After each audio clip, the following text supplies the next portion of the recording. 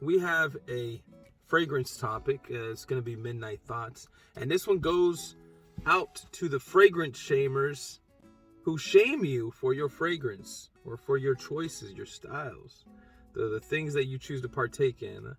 And this definitely can go towards so many different communities. The gaming community, skaters, sports. People will shame one another for the choices they make. And it's kind of dorky. It's kind of corny to me. And I've caught myself doing it, and I try not to, because first of all, everyone chooses to create their own reality. You know, you may have a divine intervention or choose to go down a certain line of thinking, and you're born with a certain perspective. You know, you're unique. You go out and you create your own life, and so everyone has their own unique perspective. Comes back to the perspective, because you choose what you want to drive. You know, what type of car you want to drive. You choose to drive an old hoopty, or you choose to invest in a very safe car, invest in a car that's great for gas mileage, especially in these times. You know, I would recommend that. But the same thing goes for houses, where you want to live, you know, what neighborhood you want to be a part of. And it just goes for everything. You choose it all. You are the curator of your life, right? To some degree. So, you know, some people have an effect as well. And I feel like, so it's tough enough doing that, right? You're already doing that.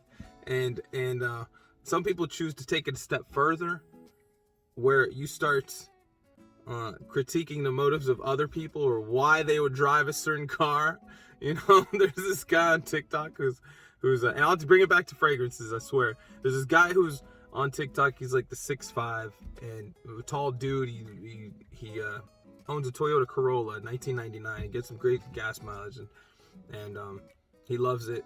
You know, he loves his life. He's whatever. Like, it doesn't matter. He didn't have to explain himself, but he explained himself, and everyone was like, "Yo, that's what's up." Like, damn, I get it. You see the perspective. You see the motives behind it, and same thing goes with fragrances.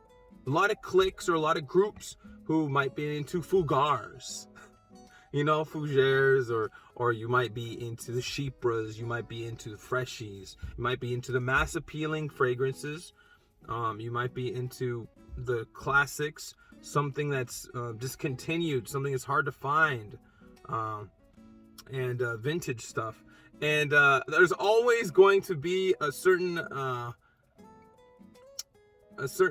narrative to, you know, why you do it, or the reasoning behind a certain fragrance, or why it's good, whatever.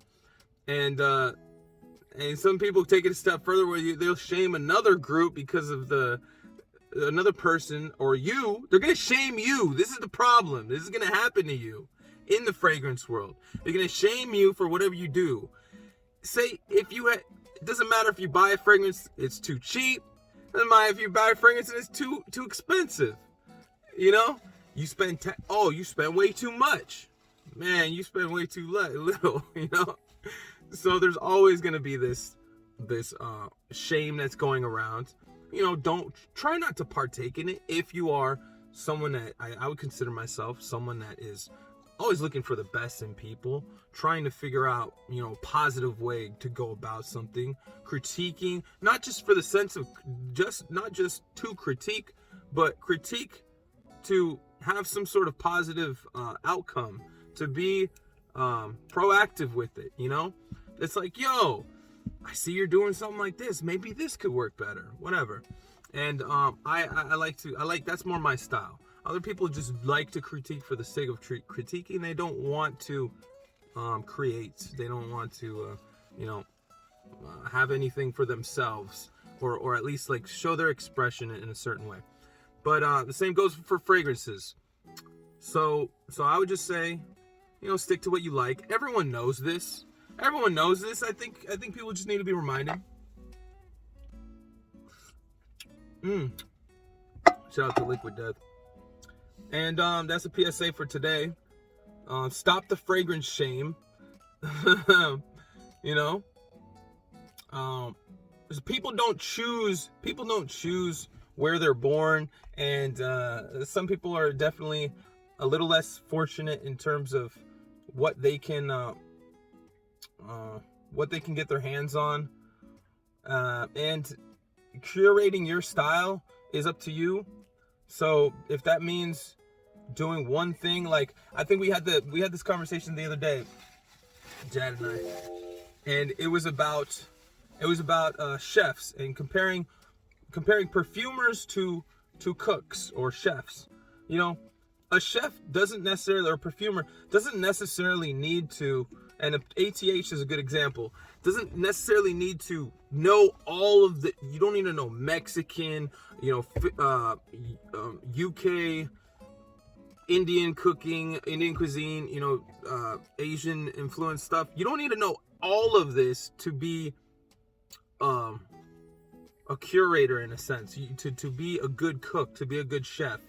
You can be great at one thing. And I think most people are very just like proficient in one thing. It's like their trade. They've worked on a trade. They went to school for that certain thing, and that's what they do. Same, whatever your career is. It's like, it's usually one thing. It's not like, I think few of us is like, hey, I can wear multiple hats and do a lot of different things. I'm one of those talented people that, yeah, I put my mind to it, and I can do very many different types of things. And I think that's, partly some of my issues. Like, I don't focus in on one thing. I was like trying all these different things. So, shouts out to all my fragrance, my different channels. Fragrance, Stefani's, Saw9 for the music. And so yeah. So if you are great at one thing, a perfumer's great at like a certain style, and you know that, just because they don't know other fragrances or know how to do other fragrances well, doesn't make them a bad perfumer. There could be a perfumer that's great at a wide variety of different things as well. But I think to each their own, they go about it their own way. I think people definitely need to be open-minded when it comes to tastes and style. Style changes and style comes back too. And people, a lot of, I'm just thinking that the best way to go about it is observe it and try to take something from it. Maybe do some critiquing, and but always have love. Always lead with the heart. It's very easy to just overanalyze and overthink things. So yeah, much love to you guys and everyone who enjoys their fragrances out here in the FragCon. Yo, this is Stefan Fragrance. I'll see you guys next time. If you want to see more videos, more Midnight Thoughts, right over here. Click over here. Till next time, guys. Click a like, and I will see you next time. Peace.